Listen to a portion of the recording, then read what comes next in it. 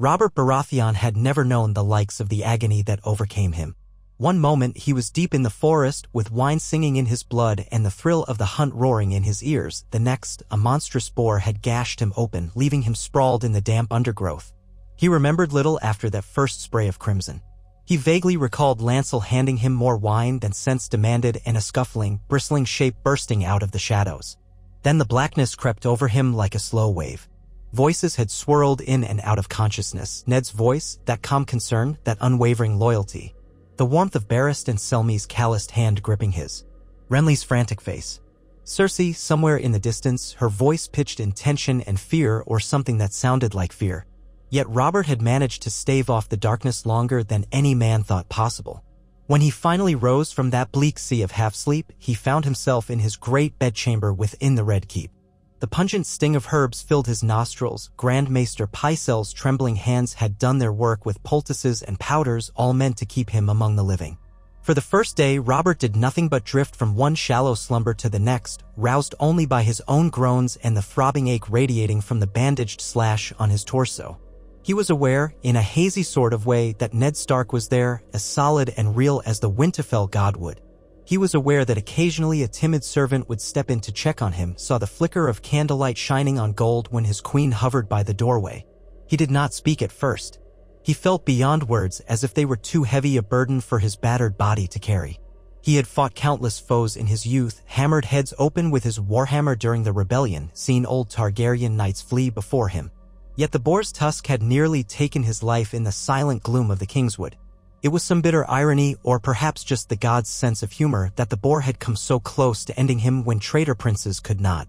By the time Robert's strength returned enough for him to speak more than a grunt, Ned was there at his bedside. The curtains were drawn to let in slivers of sunlight that cut across the bed, and Robert blinked, thinking that the world had shrunk into that small, private space. Even moving his head on the pillow unleashed a wave of nausea and dizziness, but he found that his wits were sharper than they had been in days. Ned sat close in a chair, as though he had not left for hours. "You look like a man who's swallowed a mouthful of vinegar," Robert grunted, voice hoarse. Ned's mouth twitched an unpracticed, almost smile. "And you look better than you did," Ned said quietly. "Do I?" Robert asked, clearing his throat. "Feels like the stranger's hand was around my damned guts." He grimaced and tried to sit up slightly. It was painful, an exertion that left him shuddering, but stubbornness had always been one of his virtues or vices.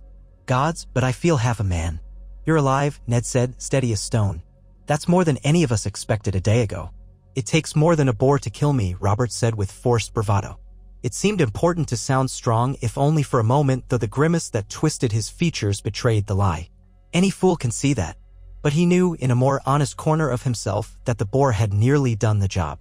He could not fight that memory, the razor-sharp tusk scoring his flesh, the metallic tang of blood across his lips. "You must rest, your grace," Ned said, that serious northerner's voice quiet but unyielding. "Pycelle has said you'll recover fully if you let your body heal. We can't risk opening the wound again." "Aye," Robert sighed. "I hear enough about Pycelle's talk of leeches and ointments."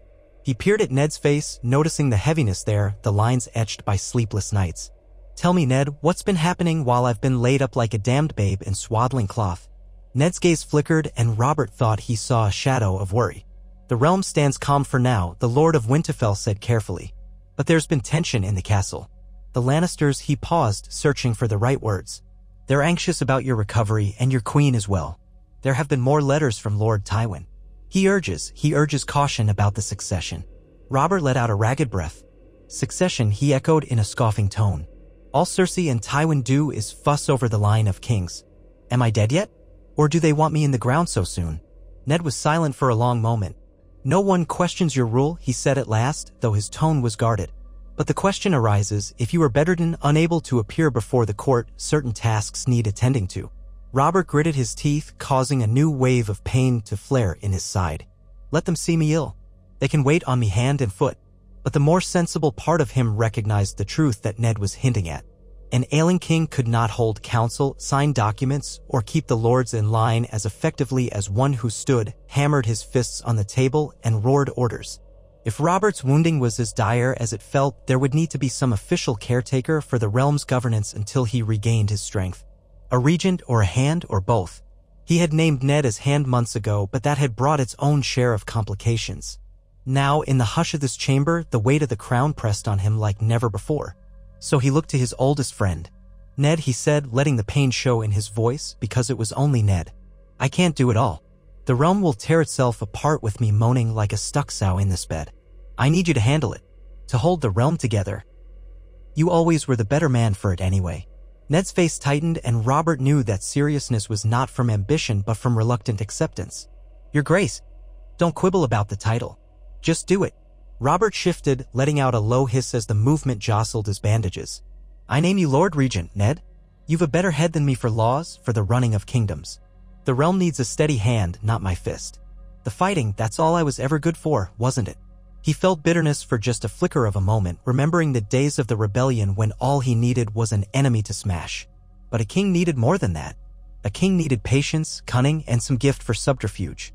Ned was honorable to a fault, but he at least knew how to keep the peace without rousing half the lords in Westeros to rebellion. Ned bowed his head. "I will do all that I can to serve you and the realm, Robert.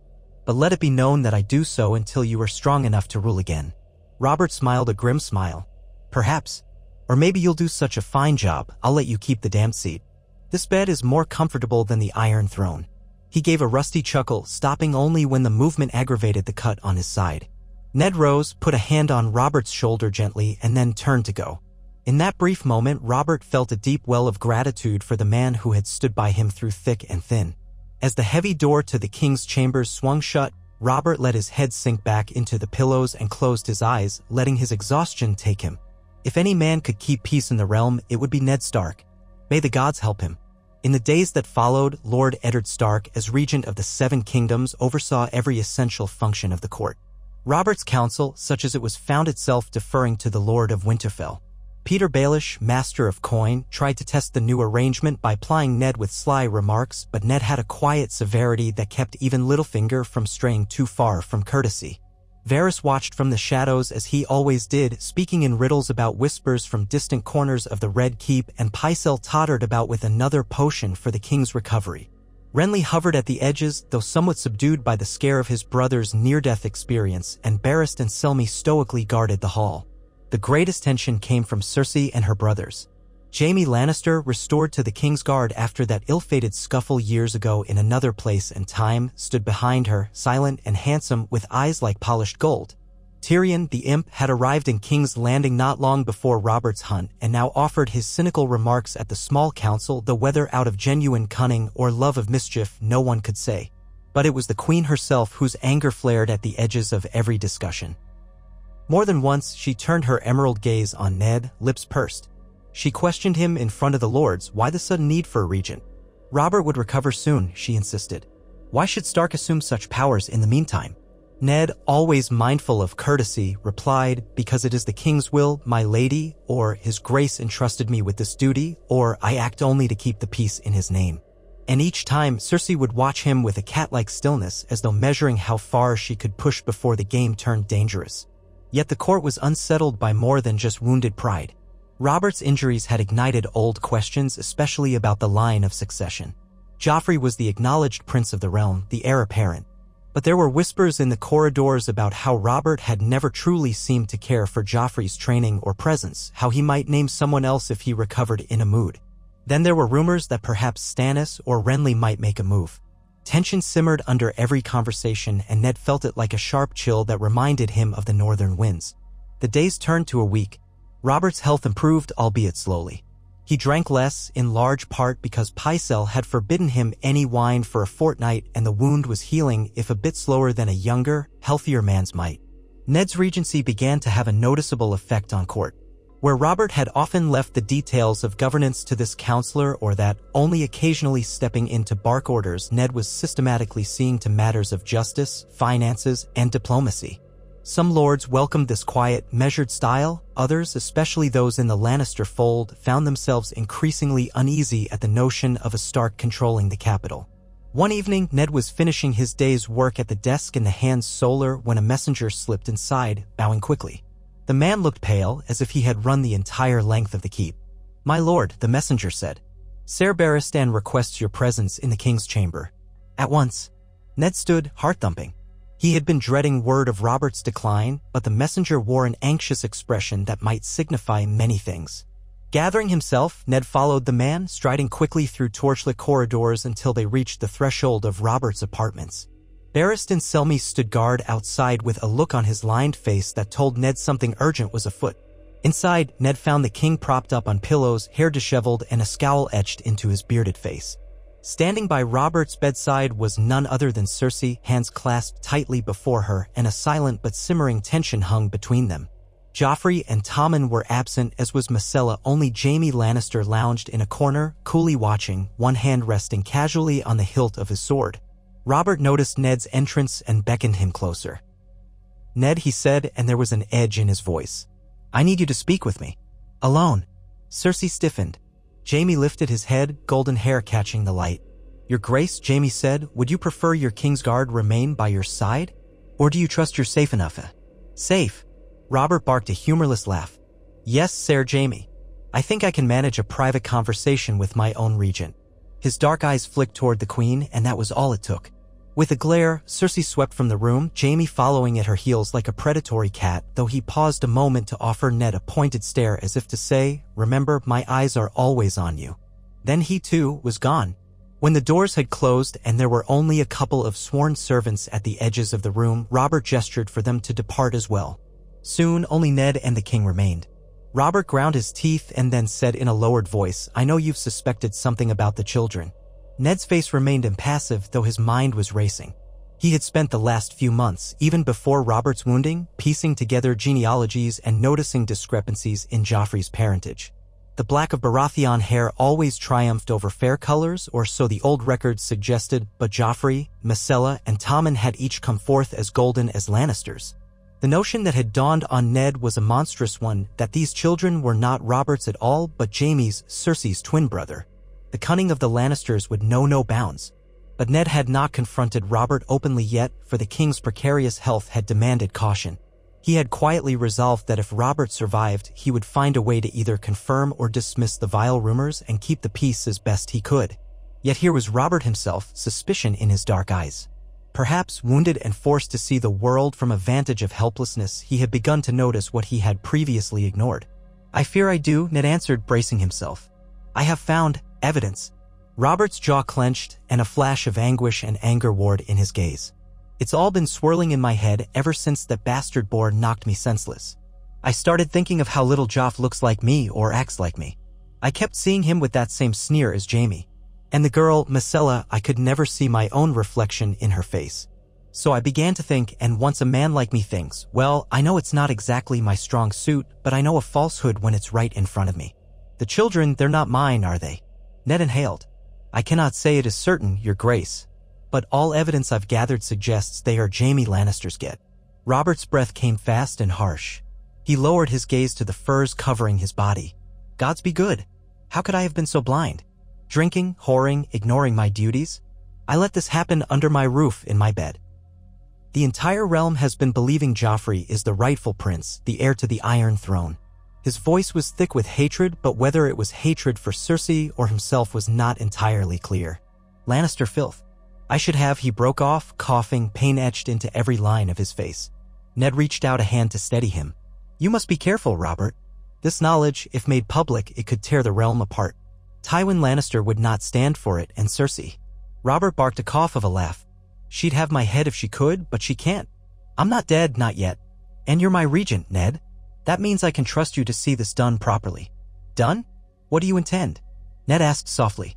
Robert clenched his fists on the coverlet as though summoning all the fury of his younger self. "At first, I wanted them all executed for the betrayal.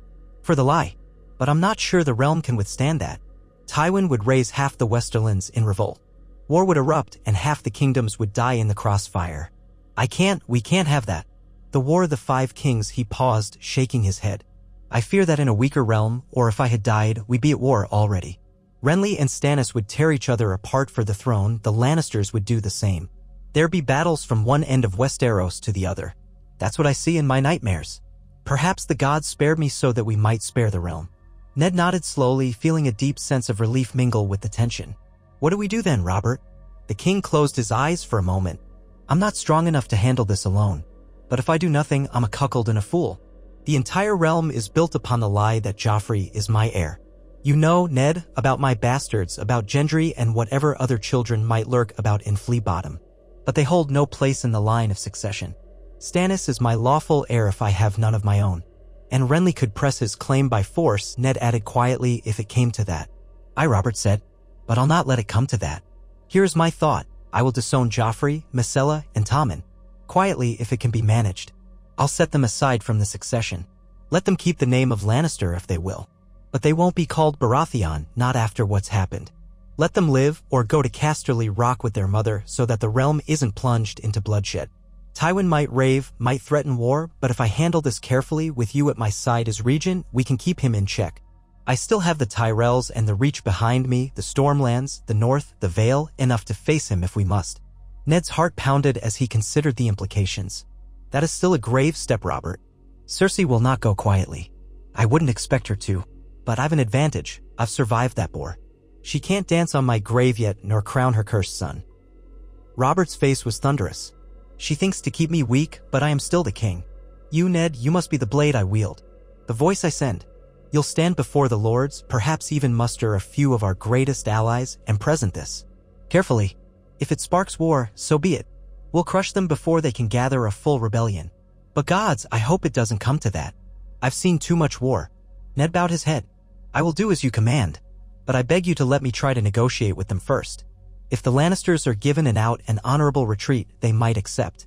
Robert gave a harsh snort. You overestimate their sense of honor. But do as you must, Ned. Only promise me that if they raise arms, you won't hesitate. I promise, Ned said, quietly but firmly. He could still recall the devastation that had come from the last major conflict, how many good men died in Robert's rebellion. He remembered the ashes and ruin that war brought. If there was any chance to prevent that on a grander scale, Ned would do it. They spoke for another hour, hammering out the details of how to proceed. Robert's voice grew rough, and finally Ned insisted he rest. Though bitterness and anger still churned within the king, the mention of Pycelle's potions and the knowledge of how easily his wound might open again forced him to lie back. As Ned departed, his mind felt heavy with the knowledge that he was about to step into a viper's nest. But that was his duty, was it not? Eddard Stark had pledged loyalty to Robert and the realm. There was no turning back now. The next day, Ned summoned Cersei to a private audience in the Solar. She arrived flanked by 2 Lannister guards, but Ned insisted they remain outside. Cersei swept in like a queen in truth, her green eyes sharp with suspicion, her gold hair brushed to a gleam. Lord Stark, she said coolly, you would summon me like one of your bannermen? I'm the queen of the 7 kingdoms. Ned stood behind his desk, hands brace. D on the smoothwood. I meant no disrespect, your grace, but we must speak alone. There is a matter of greatest importance. Cersei eyed him. I trust this has something to do with the rumor swirling about the keep. That Robert is near death again. Or is it something else? Make it plain, Regent. My time is valuable. Ned took a breath, knowing that the direct approach was probably best with Cersei Lannister. The king is not near death, he said calmly. He is recovering, in fact. His mind is clear and so is his will. Robert has learned of the matter regarding the parentage of the 3 children you claimed as his. He knows the truth, your grace. For a moment, Cersei's face was as blank as a statue. Then her lips curved into a brittle smile. A vile rumor. Surely you don't lend it any credence, Lord Stark. Robert has fathered all my children. We are man and wife, crowned by the 7. Robert knows, my lady, Ned repeated. He is the father of none of them. They are the offspring of Jaime Lannister. And you know it as well as I. Cersei's eyes flashed. Has Robert told you that? In his drunken delirium, perhaps? Did you coax him to slander his queen? The venom in her voice was evident. He was no drunk when he spoke, Ned said. He was as clear as I have ever seen him. And he has commanded that I inform you, your children are disinherited from the Iron Throne. Robert intends to name Stannis as next in line unless he recovers enough to produce a child with you, an actual child of his. Should you remain as his queen, that might yet happen. He paused, letting the words sink in. But the 3 that exist now, they are no Baratheons. That pretense ends. Cersei stared at him with open fury, her composure threatening to crumble. Her breathing was quick. Ned saw her chest rise and fall beneath her gown. For a moment, she seemed on the brink of striking him. Then she found her words. You cannot do this, she said, almost hissing. You cannot cast aside my children as though they are trifles. Do you think my father will stand for this? Do you think I will? I am the queen of the 7 kingdoms and you are nothing but a steward in my husband's sickbed. Ned felt a hot flicker of anger. I am the regent of the realm and I speak with the king's authority. You forget yourself, my lady. I have served Robert faithfully for years, and we have the might of the North, the Stormlands, the Vale, and the Reach at our backs if it comes to that. Are you so eager for war? Cersei's hands curled into fists at her sides. Everything I've worked for, she spat. Everything I've done, undone by you. You and Robert. Ned almost felt pity, but the memory of how she'd deceived the realm hardened him. You have one choice if you wish to avoid bloodshed. Accept that your 3 children are not in line for the throne. Remain Robert's wife in name, or request an annulment if you prefer. Robert will let you and your children depart for Casterly Rock if that is your wish. Let them live as Lannisters. They will not be harmed, but they will never be recognized as Baratheons again. The Queen's mouth twisted. I will kill you before I allow that to happen, she said in a low voice that shook with rage. Ned met her eyes without flinching. If you kill me, Robert will see you hang. Then the realm will know the truth in a far uglier way. The realm's lords will not rally for an incestuous queen who murdered the king's chosen regent, especially not when that king is still very much alive. A long beat of silence. Then Cersei forced a laugh, though there was no humor in it. You Starks think the world is so simple. Honor and truth always. Do you think the Game of Thrones is played with courtesy and just words? You are a fool, Ned Stark, if you think I will meekly slink away to watch my children declared bastards. I never said it would be easy, Ned said quietly. But it is the offer you've been given, and it's more merciful than any other king would grant. You and your children live with your name and titles at Casterly Rock. The alternative is open confrontation. Tywin Lannister's forces may be strong, but they will face the combined might of Robert Baratheon's loyalists from the Stormlands to the north. This city, these kingdoms, will erupt in blood. And for what? A lie. She stared at him, trembling. Then her lips peeled back in something like a snarl. I will speak to my father, she said, each word clipped. He will not abide this. Ned nodded, voice flat. Tell him if he means to come to King's Landing in arms, we will meet him. But no good will come of that for any of us. Or for the children. Remember that, Your Grace, before you do something rash. I hate you, she seethed, and the poison in those 3 words was enough to make Ned's stomach twist. Then she swept from the solar door, slamming so hard it reverberated in the corridor. Ned stood there, feeling the weight of the moment. He had just delivered an ultimatum that might very well decide the fate of the kingdom, acceptance of Robert's will or war. 3 days later, Tywin Lannister arrived in King's Landing, not with a large host, but with enough men to make his point. Gold cloaks hustled about the streets, anxious about the arrival of the powerful lord of Casterly Rock. Robert was still convalescing, able to sit in a chair for short spans, but not to walk or ride. Ned, as regent, prepared to greet Tywin in the throne room alongside the small council. This was an unprecedented moment. The entire future of the realm hinged on how that meeting unfolded. Lords from various houses crowded the throne room. Renly stood near the dais, arms crossed, wearing a thoughtful look. Ser Barristan Selmy was stationed near the foot of the Iron Throne itself, quiet and dignified. Varys and Littlefinger flitted about, each playing their own subtle game.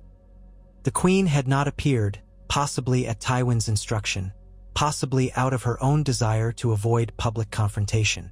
Jaime, however, was present in white Kingsguard robes, his posture stiff. Then the great bronze doors opened. Tywin Lannister entered, flanked by a score of men in crimson cloaks. His features were as cold and regal as a lion's carved from marble. He walked forward with calm steps, ignoring the stares from the lords and ladies who had gathered. At the dais, Ned Stark stood in place of the king, though Robert was present in a carved wooden chair off to the side, so that he might witness but not strain himself standing. Tywin bowed stiffly toward Robert, but his eyes never left Ned. Your Grace, he said, voice resonant in the hush. I have come to treat with you. I trust you are well enough to hear me. Robert inclined his head, grimacing slightly as if in pain. I'm well enough, Lord Tywin. Speak. Tywin's gaze flicked to the courtiers. There were many, far too many to keep this conversation truly private, which was by design. Ned had insisted on public recognition of the king's authority to forestall any chance that Tywin might simply deny everything behind closed doors. I have heard some troubling rumors. Rumors that you intend to strip my grandchildren of their birthright. Is that so, Your Grace? No one dared to speak at first. Robert's face was grim. He said. They're not my children, Tywin. They are Jaime's. I was deceived. The realm was deceived. But the truth is out now. A murmur of voices rippled through the crowd. Tywin's expression hardened, though his voice remained level. "What proof do you have of such a claim? You malign my daughter's honor, your grace, and you tarnish the name of these children without a shred of respectable evidence." Robert struggled to push himself forward in the chair, ignoring a bolt of pain from his bandaged side. "You dare speak to me of evidence? I'm the king, Tywin, and you know well how Baratheon features breed true. If that's not enough, I have the word of my regent, who has discovered your children's incest."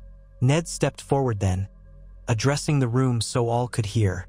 "I studied the lineages of House Baratheon going back 3 centuries. All that time, the Baratheon line has been noted for its black hair, except in a few cases where the coloring was muddled by repeated pairings with other houses.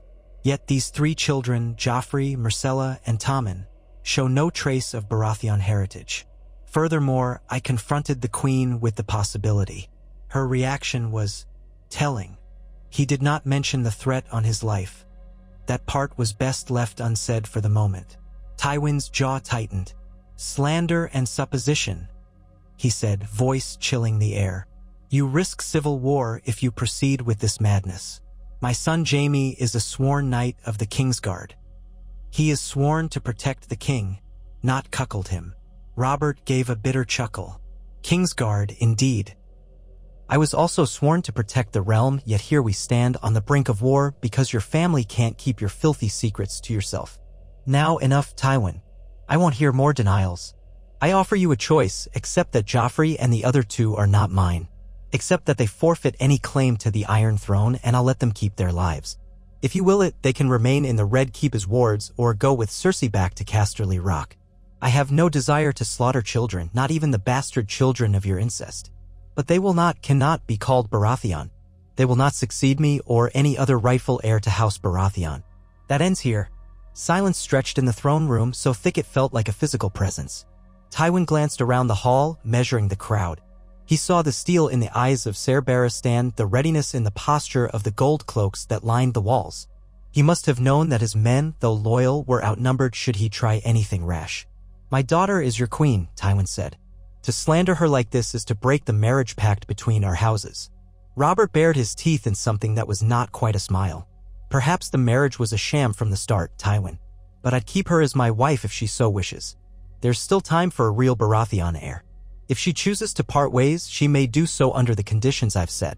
Either way, the bastards are out of the succession." A hum of voices. People were looking from Tywin to Ned to Robert, waiting to see if the proud lion would roar or bow his head.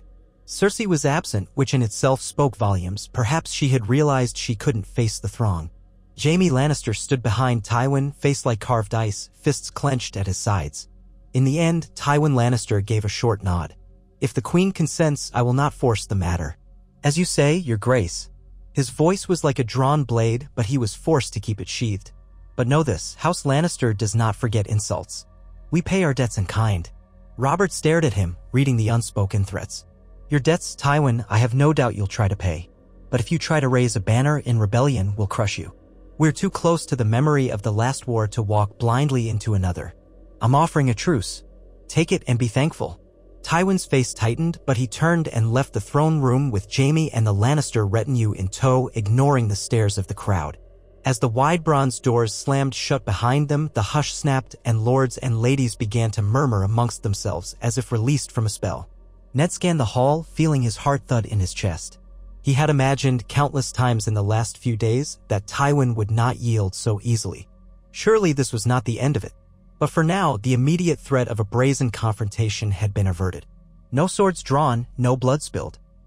Robert sagged back into the chair, lines of pain etched on his face. Ned quickly went to him. "Are you well, your grace?" Robert let out a labored breath.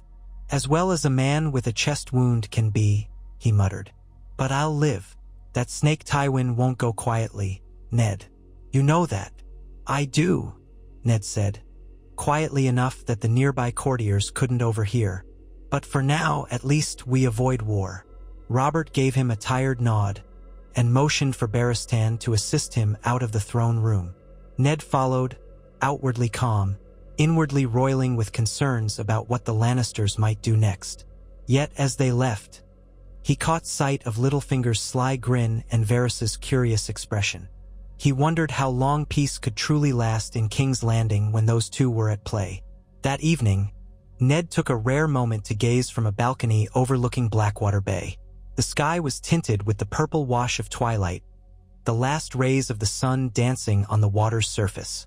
Beneath him, the city sprawled, alive with 1,000 flickers of torchlight as men and women went about their business.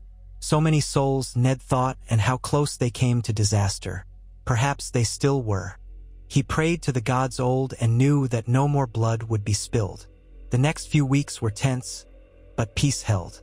Cersei remained in her apartments, seldom venturing out, refusing even to attend dinners with the king. Robert made no move to force her presence.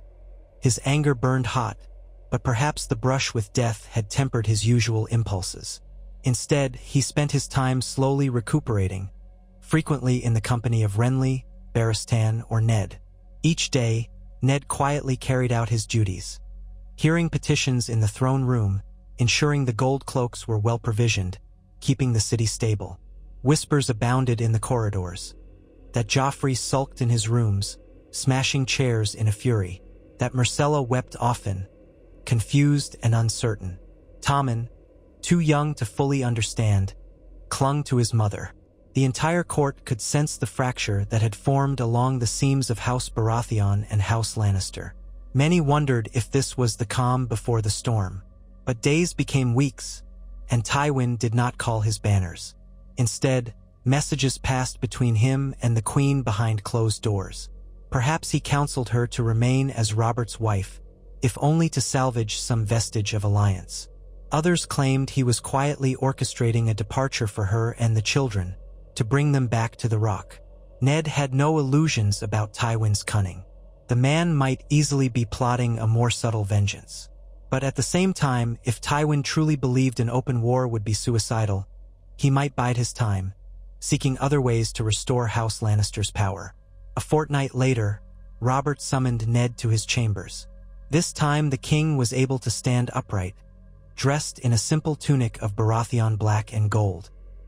The wound was still bandaged beneath, but color had returned to Robert's face and a measure of his old vigor sparked in his eyes. Ned bowed. "You asked for me, your grace?" Robert inclined his head in greeting and waved for Ned to sit. He remained standing, as if determined to test his strength. "I've given much thought to the future," Robert said, crossing his arms over his broad chest. "I've spent too long letting the kingdom run itself. I'm a soldier, Ned, and that's all. But you've kept the realm safe in my stead. You've done well as regent. Better, perhaps, than I'd have done." Ned shook his head. "I only did my duty, Robert." "That's why you're the best man I know," Robert said, voice gruff. "But hear me out. I'm stronger now, able to resume some duties at least. The realm needs a firm hand. I intend to stand by what we decided. Joffrey, Myrcella, and Tommen will not be recognized as my children. Cersei is free to remain my queen if she wishes, so we can try for a true-born Baratheon heir. But I suspect she'll leave soon enough out of pride and hatred. So be it." Ned felt a pang of sympathy for the children, especially for Myrcella and Tommen, who were innocent of their parents' crimes. But the decision had been made. "What I want to ask of you," Robert continued, "is to remain here in King's Landing. Serve as regent in all but name. I'll still be king, of course," he added with a slight grin, "but I'll rely on you. You know me, I hate the fiddly bits of ruling. If we can keep the realm at peace, maybe we can all live out our days without another war. Then we can see if the gods will grant me a real son." Ned exhaled. He felt the longing for Winterfell in his bones, the chill comfort of the north. He had come south at Robert's bidding once before when Jon Arryn died, and it had brought him and his family nothing but trouble. But if he left now, if he returned home, what might happen? Robert was not a cunning man, and Tywin was. Cersei was. Without Ned's presence, the Red Keep could become a pit of viperous schemes again. "I will do it," Ned said softly, "for the good of the realm. But I will need my family. My wife and younger children remain in Winterfell. I can't be parted from them for so long." Robert nodded. "Write to them. Have them come. The Red Keep has more rooms than we know what to do with. Sansa is betrothed to Joffrey no longer, of course, so we'll need to figure out something else for her future. Perhaps I can find a better match for her." Ned gave a small shake of his head, not wanting to think of Sansa's heartbreak upon learning that her golden prince was never truly her prince at all. "I will send a raven," he said. "Once my lady wife arrives, we can settle into a routine that serves the realm." Good, Robert said, and he sank back into a chair, a pained grunt escaping him. Damn, this wound. Even standing for a few minutes is a chore. You should not push yourself too hard, Ned cautioned. Not until you're fully recovered. The boar did near-mortal damage, after all. Robert glowered. I'll not be coddled like a babe. But I know you speak sense, Ned. I'll rest. For now. But soon enough, we've a realm to govern. Word spread over the next few days that the king was on the mend and that the queen was expected to depart with the children. Rumors swirled. Some said she would sail for Lannisport, others that she intended to remain in King's Landing but not as Robert's wife. The entire court was in a flurry, uncertain how such a break in the royal marriage would unfold. Yet the tension was markedly less than it had been before. The possibility of open war seemed to be receding. Finally, one morning, Cersei Lannister appeared in the courtyard with Myrcella and Tommen in tow, a train of Lannister bannermen behind them. No one saw Joffrey among them. He was old enough to remain behind if he chose, but it seemed even Joffrey's presence was no longer so certain in the Red Keep. Some said he had fled in the night out of shame or anger. Others whispered that Jaime had taken him somewhere. Regardless, the other two children stood at their mother's side. Cersei was robed in crimson silk embroidered with gold lions, her face as pale as milk, her jaw set. She ignored the crowd of onlookers. Ned observed from a high window as the Lannister procession ready to depart. Tommen looked frightened, clasping his mother's hand. Myrcella held her head high, though tears shone in her eyes. Cersei's expression was blank, but Ned read the fury behind it. That morning, she had met briefly with Robert behind closed doors, no doubt a farewell laced with bitterness. The official story was that she was retiring to Casterly Rock for an extended stay to visit her father. The entire realm would guess the truth soon enough, but for now it was enough. As the Lannister horses trotted across the drawbridge and out the massive gates, Ned felt a heavy weight in his chest. It was a tragedy in many ways, children torn from their father or the man they believed to be they. Our father. A mother scorned. A marriage broken. But perhaps it was better than an all-out war. And perhaps, in time, the realm would heal. In the weeks that followed, Ned wrote to Catelyn, urging her to come south with Bran, Rickon, and even Robb if he wished to see King's Landing. Though Ned knew Robb was on the brink of manhood, soon to be needed to oversee the North. But for a while, at least, they could all be together. Sansa was already in the capital, as was Arya, though both had been unsettled by the events of the past months. Arya had grown sour on courtly life, more fascinated by the sword lessons Syrio Farrell had once given her. Sansa, for her part, had lived in heartbreak and confusion as the illusions of her princessly dreams shattered around her. Ned hoped that with time, she might find a path that didn't rely on a false prince. Meanwhile, Robert's council continued to meet. With Tywin and Cersei gone, the Lannister faction had diminished. Jaime remained in King's Landing in his capacity as Kingsguard, though the tension between him and Robert was palpable. Tyrion, interestingly enough, started showing up to council meetings with surprisingly astute observations about finance and governance, though Robert would have none of him in any official capacity. The dwarf had a sharp tongue, but occasionally Ned gleaned a useful perspective from him. Stannis Baratheon was recalled from Dragonstone, at Robert's request, to discuss the matter of succession. Stannis arrived, stern and unyielding as always, wearing that pinched expression that suggested he found the entire city of King's Landing to be full of corruption. He refused to even call Joffrey or the other children anything but the Lannister bastards, a habit that offended Renly, but Robert was determined to keep Stannis in the fold rather than letting him brood in isolation on Dragonstone. They had a heated conversation behind the closed doors of the small council chamber, from which Robert emerged with reddened cheeks and Stannis with a face like a stone mask. But they did not come to blows. Ned supposed that was a small victory. It seemed that the realm might truly avoid fracturing. Messages arrived from the Vale, from Dorne, from the Reach, all offering cautious support for the king's decisions. Many lords grumbled privately that Robert had humiliated the Lannisters, but none were eager to cross swords with him if they could avoid it. The cost of war weighed heavily on all sides. Ned immersed himself in the daily tasks that he had so despised when he first arrived at court. Hearing complaints from lesser lords, reconciling disputes over land or trade, making certain the crown's debts were managed. Peter Baelish remained master of coin, but Ned kept a close eye on him, determined not to allow any underhanded manipulations of the treasury. Varys flitted about, his little birds whispering here and there, but Ned had begun to develop a wary respect for the eunuch's ability to keep him informed. If Tywin was plotting an uprising, Varys would likely be among the first to catch wind of it. Outside the capital, life carried on. There were still outlaws on the King's Road, and the mountain clans in the Vale occasionally raided travelers, but no grand armies marched upon the heart of the realm. In the north, the lords loyal to House Stark kept watch for any sign that House Lannister might send agents to stir up trouble, but so far, none had materialized. Ravaged by the near loss of their king and the shocking revelations about the royal children, Westeros seemed to be holding its breath as if uncertain how to proceed without plunging back into old cycles of vengeance. Robert, for his part, grew restless as his wound healed. He hated being confined and yearned to hunt again, to pick up his warhammer, to ride into the field at a gallop. But for all that, there was a subtle change in him. Perhaps the brush with death had forced him to confront his own failings more keenly. Perhaps he realized that if he had died, the realm would have torn itself apart in the War of Five Kings, each Baratheon brother and every other ambitious lord grabbing for power. He had come perilously close to letting that happen. Now, though, there was a sense of reflection about him. He spent more time in the company of Barristan and Selmy, occasionally hearing the old knights' stories of chivalry and the days when the realm had a different kind of king. Sometimes Robert even truly listened, to the counsel of Eddard Stark, which was new indeed. Still, Ned could sense the old Robert beneath, quick to anger, quick to laugh, to drink, to want a woman's warmth in his bed. But perhaps the difference was that now he understood the stakes. He had something to lose beyond his next bout of pleasure. Perhaps he even recognized that the realm meant more than a battlefield for him to conquer. Another month passed. Catelyn and the children arrived by ship, stepping onto the docks at King's Landing. Ned was there to greet them, heart pounding at the sight of his lady wife in southern garb, her auburn hair catching the light. She embraced him without reserve, ignoring the curious stares of the city folk, and then turned to beckon the children forward.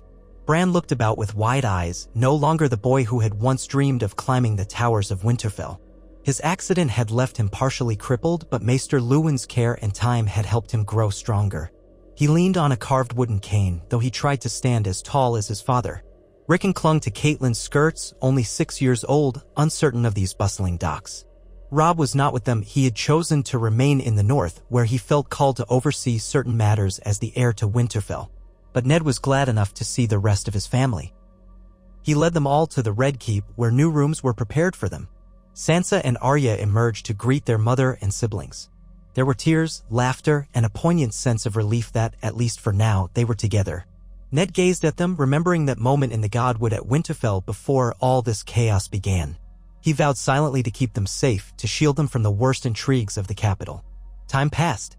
The king's small council continued to operate, and Ned found a cautious stability settling over the realm. With Cersei gone, the Lannisters were largely absent from day-to-day governance, though Jaime remained as a presence in the Kingsguard that Robert tolerated with ill-disguised contempt. Tyrion lurked in the city, occasionally passing Ned in a corridor with a smirking nod, though he held no official post. Meanwhile, the Tyrells, who had long been at odds with the Lannisters, felt more confident in their alliance with the crown, sending small gifts of gold and food supplies from the bounty of the Reach. The Martells, still nursing old wounds from the deaths of Elia and her children, maintained a cool distance, but at least they were not raising banners. The Greyjoys, too, kept quiet in Pike. As for the Targaryen girl across the narrow sea, Daenerys, rumors placed her somewhere in the east, but no one gave her much thought in the capital. Robert's entire focus was on preventing immediate war and perhaps siring a true heir if Cersei would only cooperate. She did not. Letters came from Casterly Rock, cold and brief. The Queen remained resentful, and there was no sign she intended to return. On a personal note, that might have been a relief for Robert, but politically it left the question of the next queen unsettled. Some lords muttered that Robert should set Cersei aside completely and seek a new bride from another great house. Others insisted that might be a step too far. So for the moment, the situation persisted: a married king, an absent queen, no recognized heirs. In that relative calm, Ned found that the city itself continued to breathe. Tradesmen sold their wares in the markets, bakers prepared fresh loaves each dawn, blacksmiths hammered out new swords and shields. The gold cloaks patrolled, cracking down on crime where they could. Flea bottoms still stank, and brawls were common, but overall it was a time of uneasy stability, better than the alternative of war. One day, Ned visited the White Sword Tower where the King's Guard had their chambers. He found Ser Barristan and Selmy polishing his armor, the old knight's expression solemn. They spoke quietly about the changing times. Barristan, too, had come close to fear that the realm would split after Robert's near-fatal wound. "I prayed," said Selmy, "though I am not a praying man, that the realm would be spared another war." "You have served under too many kings," Ned replied. "You must be tired of these endless disruptions." Selmy nodded. "I have seen war too many times, my lord. My duty is to the king," but the king, in his youth, was more interested in feasts and hunts. Now, perhaps he is changing. But I wonder if it is enough. "Time will tell," Ned said. He watched as Selmy set the armor aside carefully. That single moment of quiet duty said more about honor and devotion than any number of speeches. If the realm had more men like Barristan the Bold, Ned reflected, perhaps these tragedies would be fewer. Outside, life continued. Sansa spent her days reacquainting herself with courtly lessons, though the illusions of a golden prince had been shattered forever. Arya resumed her so-called dancing lessons with renewed zeal, though the original teacher, Syrio, had departed King's Landing some weeks past.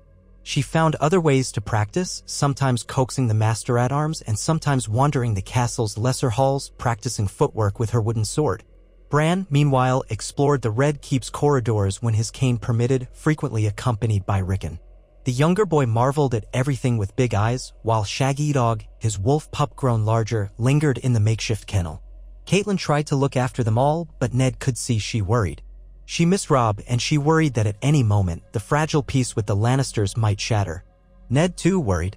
In quiet moments, when the chatter of courtiers and the shuffle of parchment were behind him, he thought of the precariousness of it all, Tywin's quiet fury, Cersei's outraged pride, the uncertain future of the Baratheon line.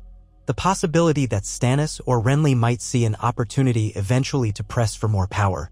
And overshadowing all else was the rumor from the far north, the uneasy movements beyond the wall, the wildlings stirring, and talk that the others were more than old tales. But that would come in time. For now, the War of Five Kings had not ignited. Robert lived, Ned was regent, and the realm clung to peace by a thread. One afternoon, Robert insisted on riding out into the Kingswood, determined to see how his old hunting trails fared. "We'll not go after boars," he said, wry humor lacing his tone. "I've had enough of those beasts for a lifetime. We'll just have a look at the forest, maybe bring down a few stags if we're lucky." Ned and a small company of guards accompanied him, traveling slowly so as not to aggravate Robert's old injury. The sun filtered through the tall trees, a breeze rustled the leaves, and for the first time in months, Ned felt a strange sense of calm. Robert seemed to savor the fresh air, though he occasionally winced, hand going to his side where the scar throbbed. They did indeed spot a few deer, and Robert managed to loose an arrow that took down a fat buck. When the creature fell, Robert let out a hearty chuckle and turned to Ned. "See? Still a better hunter than that damned boar." They returned to the city by dusk, and Ned noticed that Robert's face was flushed with more than just physical exertion. There was a sense of relief in him, as though having faced the forest again, he had exorcised a lingering demon. The kill was brought into the Red Keep's kitchens, and that night, the feast table was heavy with venison. It was not a lavish feast like those Robert once threw, but it was a celebration of life, of survival, both for Robert personally and for the realm at large. As the months drew on, the shape of a new order emerged. Robert began discussing the idea of annulling his marriage to Cersei, though only if she consented to remain at Casterly Rock. Tywin was incensed by the notion, but short of open rebellion, there was little he could do. Word had it that Joffrey, wherever he was, had grown sullen and violent, lashing out at those around him, while Myrcella and Tommen lived with their mother. Jaime continued to serve in King's Landing but largely avoided speaking to Robert, and the two men circled each other with mutual hatred. Every so often, a rumor cropped up that Tywin was forging new alliances in the Westerlands, but for now he kept his forces at home. Gradually, the tension that had knotted in Ned's chest began to ease. He oversaw the day-to-day affairs of the realm, ensuring taxes were collected fairly, roads were kept passable, and the gold cloaks patrolled the city diligently. He found ways to reduce the crown's debt, though Littlefinger resisted some of his more austere measures. Nonetheless, Ned's honesty and sense of justice earned grudging respect from many of the small folk and certain lords who appreciated stability over chaos. Every so often, talk would arise of foreign threats. Whispers of the Dragon Queen in Essos or of Sellsword companies might come to trouble the realm. But with no war burning at home, Robert could at least keep an eye on the horizon. Perhaps the day would come when a Targaryen incursion threatened them, but by then, Robert might be physically recovered enough to fight again, and Westeros would not be divided among warring kings. If that day arrived, Ned would stand at Robert's side, hoping to avert bloodshed if possible, but ready to defend the kingdom if necessary. One night, after a long council session, Ned found himself in the godwood that had been cultivated within the Red Keep's walls, though it was but a pale echo of the one at Winterfell with no heart tree. Still, the greenery and the hush drew him. He knelt by the small pool, reflection wavering in the water. He thought of his father, his brother Brandon, of the tragedies that had led him here. He wondered if he was doing the right thing, propping up a king who had once been his closest friend but had, for so long, neglected the duties of rule. He prayed softly to the old gods for guidance. Then, behind him, he heard footsteps. It was Robert. The king approached slowly, favoring his side, and sank to the ground beside Ned, letting out a sigh. "I never understood your prayers," Robert said in a low voice, lacking his usual bombast. "But I suppose we all need the gods, one way or another." Ned offered a faint smile. "We do. I know you once prayed for Lyanna. When we were younger, you prayed for her return, or so you told me." Robert's eyes flicked over the water. "I did," he admitted. "But the gods gave me a crown instead, didn't they? A hollow gift in some ways." They fell silent for a time, listening to the gentle lap of water and the distant hum of crickets in the warm air. Finally, Robert said, "Ned, you saved this realm from my stupidity. If not for you, we'd be embroiled in war, Stannis, Renly, the Lannisters, the Tyrells, the North, all hacking each other to pieces. Sometimes I think about that in the dead of night, the thousands of men who would have died if I'd succumbed to that boar's tusk." He paused, exhaling slowly. "I'm grateful to you. And I'm going to try, mind you, to be the king these people deserve. If I fail, well, I know you'll still be here." Ned felt a lump rise in his throat. "You are a good man at heart, Robert. You always were. War turned you harsh in some ways, but your heart, you cared deeply for Lyanna, for your friends, even for the realm when you understood what it needed." Robert rumbled. "We'll see." He reached out a hand and clapped Ned on the shoulder, a gesture of camaraderie that flashed back to younger days when they were but lordlings forging a rebellion. "You and me, old friend. We'll keep this realm in one piece yet." They stayed there a while longer. The day's heat began to relent, and overhead a scattering of stars appeared. In that quiet, Ned Stark felt a faint stirring of hope for the future. No War of Five Kings, no fracturing of the realm, and a chance that the North, the South, and all the lands between might find some measure of peace. Hard times might come again, indeed, they surely would, but for now, they had spared Westeros a bloody cataclysm. That was all Ned could have asked for. In the following weeks, letters arrived from across the realm acknowledging Robert's continuing rule. Some lords wrote with relief, congratulating him on his recovery and praising the end of the deception regarding his supposed children. Others wrote with veiled disapproval, lamenting the dishonor that had befallen the queen. But the tension slowly ebbed. Even Pycelle noted in council sessions that the king's health is a blessing from the Seven, to which Robert would grumble something about hogwash but refrained from throwing Pycelle out. Summer stretched on, bright and humid, the skies over King's Landing turning a blazing blue in the day and a deep velvet at night. The city adapted to a new normal with Ned Stark as the hand of the king and de facto regent whenever Robert chose to leave the daily matters to him. Fewer outrages or trifling incidents made the rumor mills churn because Ned's brand of governance was measured and just. The Gold Cloaks found themselves confronting fewer riots and more the mundane tasks of policing a large city. Fleet Bottom remained poor and crowded, but at least it was not on the brink of revolt. One morning, Ned stood on a balcony with Catelyn, gazing over the city. The sun was rising, casting the spires of the Red Keep in a warm glow. "Sometimes I still long for Winterfell," she said softly. "The crisp air, the quiet of the snow falling. This city is so full of noise and cunning. I cannot shake the feeling that something lurks waiting." Ned slipped an arm around her. "Perhaps it does.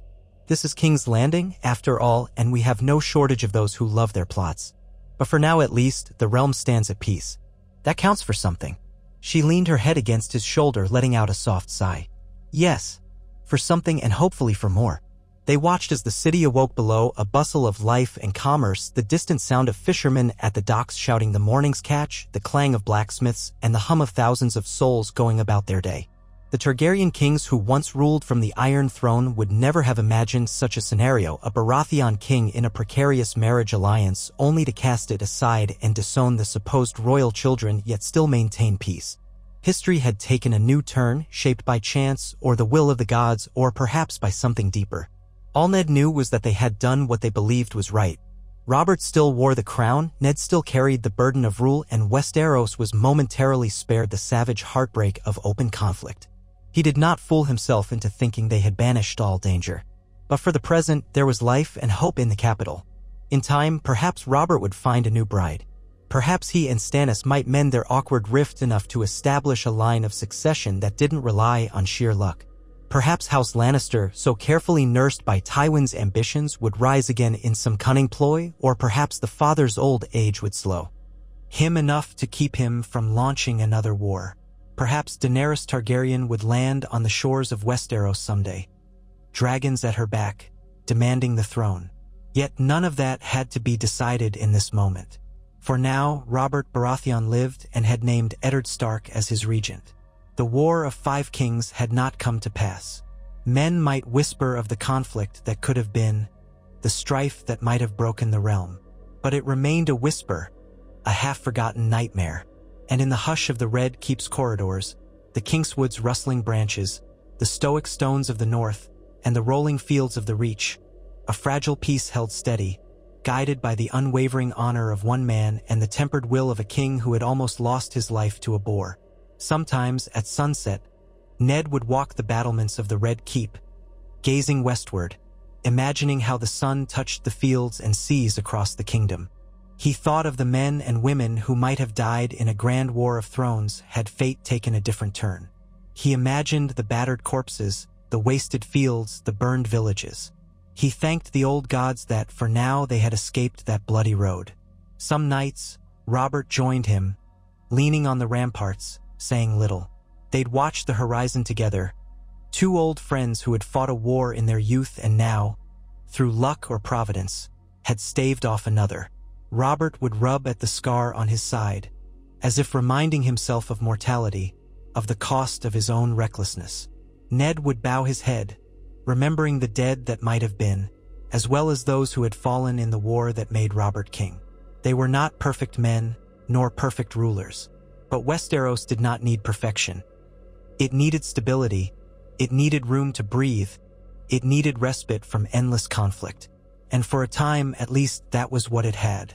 The days stretched on into weeks and months, each quiet morning of victory over the shadows of looming chaos. If war would come again, it would not be because Robert's heart gave out, or because Ned's honor failed him. It would be some other threat, some new test. And when that test arrived, they would face it side by side, forging a better future for the Seven Kingdoms than the blood-soaked horrors that had always plagued the land. In that sense, Robert's survival changed everything. Perhaps in the halls of history, bards would sing of how King Robert overcame the boar's tusk, how he discovered the truth of his queen's betrayal and named Ned Stark regent. They might say it was the turning point that kept the realm from a war that would have ripped the kingdom to pieces. Or perhaps the bards would not find enough glory in a war that never happened, preferring stories of battles and death to quiet negotiations and near tragedies averted. But Ned knew. He felt it in every breath, every decision made at the council table, every letter he penned to keep lords placated. Peace was not won by swords alone, but by compromise, vigilance, and the will to look beyond pride. If even a man like Robert Baratheon could look at his own failures and choose peace over vengeance, there was hope for the realm yet. Ned held on to that hope like a candle in the dark, determined to keep it lit for as long as the gods allowed.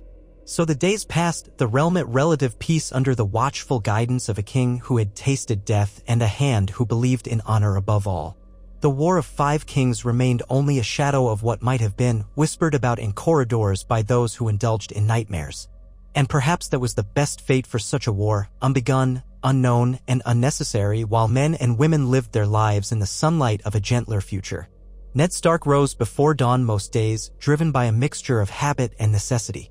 A northern man was always early to greet the cold, but now in King's Landing, the air felt heavier than what he was used to, thick with the promise of heat and politics. On this particular morning, he stood on the narrow balcony adjoining his bedchamber and watched the last stars fade into a pale sky. The Red Keep loomed around him, tinted in the earliest hues of sunrise, and below lay the city that he was slowly learning to rule. He and Robert had a standing routine. Despite the king's lingering injury, they gathered each day with the small council to address matters of the realm. Some days, Robert arrived flushed with frustration, vexed by the demands of lords or by the monotony of signing edicts and listening to petty disputes. Other days, Robert showed a surprising willingness to tackle governance with genuine care, especially if the issues involved knights he had known personally or if Ned explained in plain terms how the decisions might keep the realm from fracturing. It was progress of a sort. Catelyn stirred in their bed behind him. Ned could hear her gentle breathing shift as she came awake, and when he turned, she sat up, hair falling in auburn waves over her shoulders. She observed him with a quiet smile that held a hint of sadness. She too missed the north. Each day, the heat of King's Landing weighed on her, and each day she tried to keep worry from her eyes, lest the children absorb it. Sansa and Arya had grown used to the labyrinthine corridors of the Red Keep, though they were always conscious that this place was not truly home. Bran, who walked with a cane and an awkward limp after his tragic fall back in Winterfell, tried to be brave, but Ned often caught a wistful look on the boy's face when talk of the vast courtyards and forests of the north arose. Rickon, the youngest, simply clung to his mother's skirts in the busier corridors, uneasy amid so many unfamiliar voices. But for all of them, it was safer here under Ned's watchful eye than it would be to remain in the distant north, where his presence could not shield them. He went to Catelyn, rested a hand on her shoulder. In the hush of that early hour, they exchanged a few words, nothing momentous, merely the reassurance that they shared this burden together. Then Ned dressed in the plain, dark attire he favored, pinned the silver hands badge to his doublet, and stepped out into the torchlit corridors to begin his day. He passed various guards as he made his way to the council chamber, exchanging brisk nods but little conversation. A sense of vigilance pervaded the Red Keep these days, no longer the same reckless mood that had once reigned under Robert's looser style of rule. Even the gold cloaks seemed to carry themselves with a tempered discipline, for their new Lord Commander had proven himself capable of swift punishments for any who shirked duty. When Ned arrived, he found the chamber empty save for Ser Barristan Selmy, who stood in a patch of early sunlight near the tall windows. The Lord Commander of the King Guard offered a respectful bow. In the hush, Ned could hear the faint clink of the old knight's armor. "Early as ever, Lord Hand," Ser Barristan said quietly. "I might say the same of you," Ned replied. "You sleep even less than I do." The older man allowed himself a small smile. "A habit of many years in service, my lord. Old bones don't need as much rest as younger ones." He paused, gaze flicking toward the seat at the head of the table, the one reserved for the king. "Will his grace be joining us today?" Ned nodded. "He should. He was resting well last night, and Pycelle says the wound is healing more each week." He braced his palms on the back of a chair, scanning the empty seats. At least enough for him to stomach another day of tedious council matters. Barristan inclined his head. "Good. The realm needs him steady." Ned often thought about that. Over the past months, Robert had managed to escape the worst of his old habits, if only barely. His drinking was more measured than before, and he seemed acutely aware that his survival had been a rare stroke of fortune. The temptation to carouse was always in him, but he now seemed half afraid that if he indulged too deeply, he might squander this second chance or slip back into the oblivion of near death. Within half an hour, the other council members arrived. Grand Maester Pycelle came tottering in, robes swishing along the floor, muttering about the dryness of the morning. Peter Baelish, Master of Coin, sauntered in with a mischievous grin, ever quick with a jest, though his eyes were keen. Varys slid in last, with the silent grace of a spider. They exchanged polite greetings in a manner that had grown routine. Soon after, Robert entered. He still wore a bandage beneath his tunic, but he moved under his own power, refusing the help of servants. Though a shadow of his once mighty physique lingered on him, belly thicker, hair thinner, eyes more tired. He was unmistakably Robert Baratheon, the man who had hammered princes on the trident and seized a kingdom. Seeing him alive and standing so soon after that goring felt like a small miracle to Ned. Robert surveyed the council with a quick glance, then sank into his seat with a grunt. "Let's get on with it," he said, voice still rough but stronger than it had been months prior. "We have half a realm's worth of petitions to address, or so I hear." Pycelle fussed with a sheaf of papers, clearing his throat. "Yes, your grace. We have new correspondences from Dorne, the Vale, and indeed, there is a matter from the Riverlands that demands attention. Something about border disputes near the Twins." Robert gave a dismissive wave. "Good gods, more squabbles about tolls, no doubt. Walder Frey's coin scheming, I'd wager. Ned, you handle that, if you please." Ned dipped his head. "I will, your grace. I'll arrange a delegation to the Twins to clarify obligations and ensure roads remain open." He made a note, mindful of the fact that Walder Frey's pride had been pricked many times in the past. But the man would hopefully not be so foolish as to stir conflict now, with the realm enjoying a fragile peace. Baelish piped up, a sly curve at the corner of his lips. Tolls do fill our coffers after all. Surely we can stand to let Lord Fry collect a bit more in your name, your grace. Provided we secure an appropriate arrangement, of course. Ned gave Littlefinger a measured look. No extortion of small folk will be permitted. We should not encourage men like Lord Fry to bleed travelers dry. The roads are the Crown's domain. Robert gave a bark of a laugh. There you have it, Peter. The hand has spoken. Too much greed stinks worse than a boar's backside, and I've had my fill of boars. A wry glint danced in the king's eyes as he made light of his near demise, though Ned saw the flicker of discomfort that followed. They went through a host of lesser issues, the harvest predictions from the Reach, the possibility of a new alliance with Bravos to help manage royal debts, murmurs from Pentos about new Sellsword companies forming. Ned listened carefully, responding when needed. Robert alternated between impatience and occasional moments of surprisingly astute observation. Varys contributed cryptic remarks about whispers that might prove important, while Baelish tallied coins and percentages in his head. Pycelle, for his part, dozed off at least once, which Robert found more amusing than irritating. When they were done, Robert stood, wincing but still too stubborn to show much weakness. I've sat enough for a morning. Ned, walk with me. He gave a curt nod to the others and strode out, trusting Ned to catch up. Barristan trailed a few paces behind, watchful as ever. They headed into the outer ward of the Red Keep. The sky was a brilliant blue now, the sun already high. The training yard was filled with the ring of steel on steel, knights and men-at-arms drilling under the watchful eye of the master-at-arms. Robert paused to watch them, crossing his arms over his broad chest. Look at them, he said, tone wistful.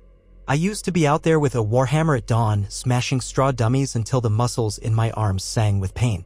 He let out a breath. Now I'm told too much strain might split the flesh of my side. Gods, I hate being confined. Ned clasped his hands behind his back.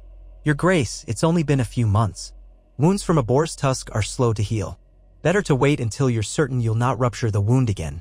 Robert made a disgruntled sound but then nodded reluctantly. I know. And for once, I'm not fool enough to try it. I almost lost everything.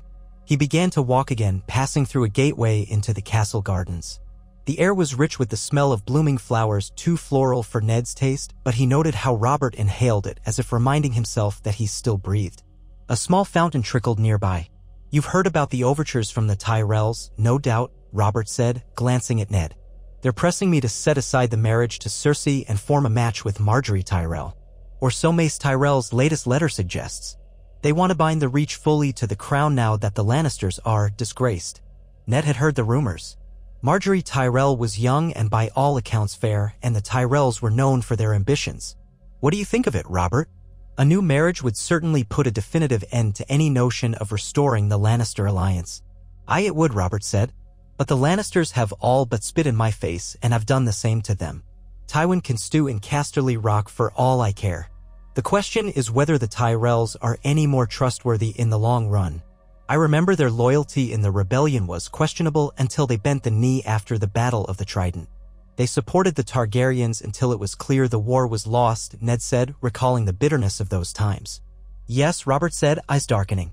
But they've been loyal enough since I took the throne. The Reach is the breadbasket of Westeros, and Mace Tyrell has sent me a king's ransom in gold and grain more than once. I wonder if that was all in preparation for this request. It might be, Ned conceded. Margaery Tyrell is quite young, though. Perhaps 14 or 15. 15, Robert grumbled. I'm no maiden, Ned. She might be half my age. Still, if it would stabilize the realm, gods, sometimes I wonder how I ended up trapped in these political games. I used to settle matters with a swing of my hammer. Ned said nothing for a moment, then spoke gently. These marriages have kept the peace of the realm in the past. But it's your choice. You may decide that you want no more marriage at all. Or you may see the wisdom in forging a strong alliance with Highgarden. They strolled through a vine-draped archway. Robert paused by a cluster of roses, many of them pure white, and he reached out to grip one stem before yanking his hand back with a muted curse. A tiny bead of blood welled on his finger from a thorn. His expression soured as though the flowers themselves had insulted him. Blasted rose, he muttered. That's the Tyrell sigil for you, pretty to look at, but barbed. Very well. I'll consider it. But not yet. I'm not wholly rid of Cersei, at least not officially. Ned inclined his head. As you say, Your Grace. Robert flicked the bead of blood away. Come on, I've had enough flowers for one day. They made their way back into the main keep.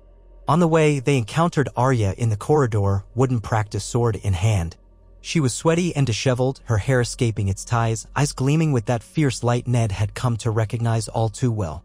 She froze upon seeing the king. Robert's gaze fell on her. "Gods, is that your little girl, Ned? She looks more like a scrappy street urchin with that stick." Arya bristled, but she had enough sense to bow her head. "Your Grace." Ned murmured, "Arya, go wash and prepare for your lessons. We'll speak later about your sword practice. A lady does not roam the halls in such a state." But he tempered the rebuke with a small smile, fond of her irrepressible spirit. Arya nodded quickly and dashed away, footsteps echoing. Robert watched her go with an amused grin. "She has the north in her eyes, that one." "She does," Ned agreed, feeling a rush of affection. "Far more than Sansa ever did. They're quite different." "Seems that way," Robert said. "You let her learn to handle a blade?" "I allow her some practice in footwork, at least," Ned admitted carefully. "Even if it's not exactly the custom." Robert gave a short laugh. "Well, keep her out of trouble, Ned. One wild child in the halls is enough." With that, they parted ways, Robert heading for his chambers and Ned toward his solar. Once alone, Ned sighed, reflecting on how even these small, ordinary interactions felt fraught with meaning in King's Landing. If he permitted Arya too much freedom, tongues would wag, some praising, some condemning. But he refused to stifle her completely, for her spirit was a flame he found precious in a city that so often smothered honesty and vigor. Back in his solar, a stack of messages awaited him, dispatches from the north regarding wildling movement near the wall, a letter from Roose Bolton about some matter of missing taxes, a fresh plea from Lord Walder Frey regarding the toll arrangement. Ned settled at his writing desk and began to parse each.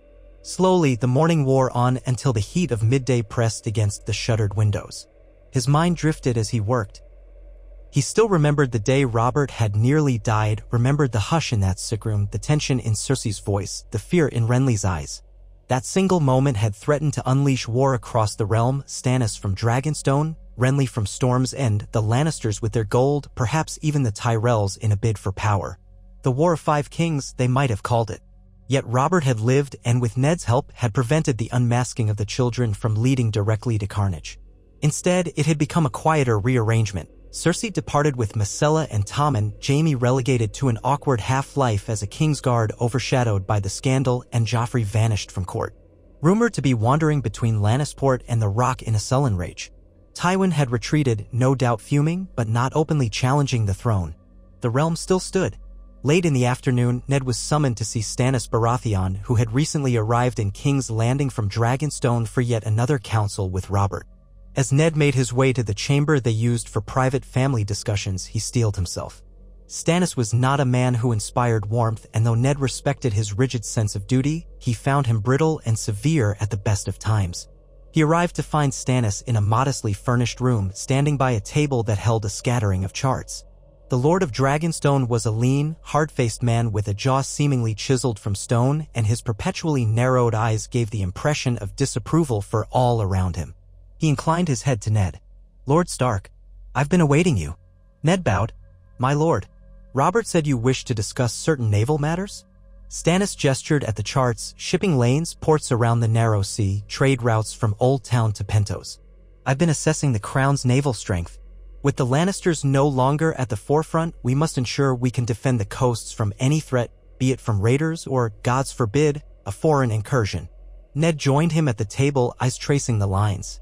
"I've heard no immediate rumors of large-scale naval threats." "No immediate threats, no," Stannis said, "but readiness is key. We cannot be caught off, G. Ward, do you know what the Ironborn are up to these days? My spies suggest Balon Greyjoy might be stirring." Ned frowned.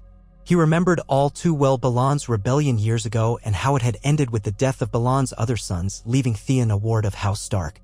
"I've heard little. Theon is with my son Robb in the north, both near manhood. If Balon tries anything, Theon is hostage enough to keep him from foolishness, or so we hope." Stannis grunted, unconvinced. "Hostages don't always deter madness, particularly in men like Balon. Keep an eye on them. And keep your ports secure. If the Ironborn set sail, we'll need to respond quickly." Ned nodded. "I'll pass word to Lord Manderley and the other coastal lords. They can watch for suspicious ship movements." He looked at Stannis. "Has Robert expressed concern about this?" "Robert doesn't always see the threat in time," Stannis said bluntly. He's come through his brush with death changed, yes, but I suspect he still underestimates men like Balan. And we both know Robert's hatred is far more fixated on Targaryens. Ned sighed. Yes. He's quieter about it these days, but I suspect if Daenerys Targaryen were to step foot in Westeros, Robert would demand her head. And that of any dragon she might hatch. Stannis's mouth tightened. Dragons? Just talk for now, or so I hear. But the Dothraki horde she once traveled with is real enough. A savage threat if they ever crossed the narrow sea. His gaze flicked over the charts, landing on the eastern ports. The realm was so close to fracturing. Even now, if the Targaryen girl arrives with foreign forces, lords might see it as an opening. We must be prepared. Ned wondered if Stannis was correct to be so grim, or if the man simply saw conspiracies in every corner. I'll speak to Robert. In the meantime, your counsel is appreciated. If war does come from across the sea, we'd best be united. Stannis bowed curtly. I'll be at Dragonstone if you need me. I have no taste for King's Landing, you know that. I've done my duty in meeting with Robert. Now that we have a plan for the fleet, more galleys to be built in the royal shipyards, I'll return to manage my own keep. They parted on civil terms, though not exactly warm. Stannis had never been an easy man to befriend, and Ned was not sure he wanted to. But he trusted that Stannis's loyalty to the realm was genuine, if cold and resentful in its own way. That evening, Ned returned to his family. Catelyn had arranged a modest dinner in one of the smaller halls, primarily for the children to gather without the formalities of the royal court. Arya, Bran, Rickon, and Sansa sat around a long table served by a handful of loyal northern men who had accompanied the Starks south.